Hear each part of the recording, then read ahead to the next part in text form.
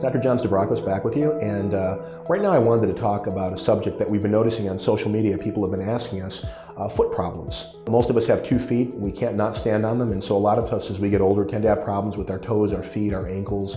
And the question we ask is, well, is there something regenerative medicine can do for me that I haven't tried yet? The answer to most foot issues has often been, relative rest and anti-inflammatory medications and orthotics in your shoes, sometimes even surgery. And each of those has a place. Sometimes some people just need a couple days of a little medication, a little rest. I've had orthotics in my shoes. They help balance out my foot nicely. I'm averse to that at all.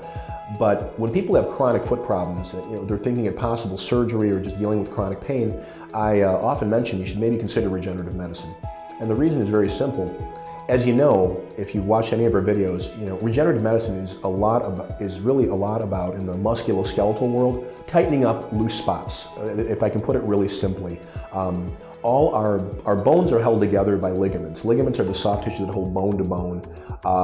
Our muscles are attached to bones by tendons. That's basically that cord or cable that kind of holds the muscle to the bone and acts almost like a pulley. Ligaments and tendons have, compared to other tissues, a rather poor healing capacity. They don't tend to heal as well or as completely. And as we get older, that capacity unfortunately goes down. So when you look at a structure like the foot and the ankle, which is really an interconnection of bones held together by ligaments and a couple tendons to help stabilize it, that is under constant weight bearing, under constant pressure to stay stable, you have kind of a delicate structure there.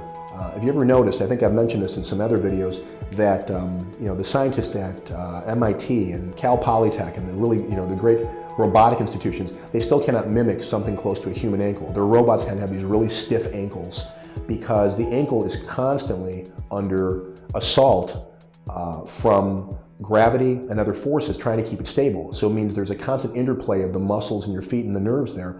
Well, that takes its toll over time on the ankle. Just the weight of the body. If someone's a little bit overweight or they have a job where they have to stand a lot, over time, just like your hair wears down and other parts of our body wear down, the ligaments and tendons tend to wear down, and we tend to lose our arch in our foot. It goes from this to this, and our feet get, quote, bigger as we get older because the tissue in our foot stretches. So, I used to be a size 10.5, now I'm an 11.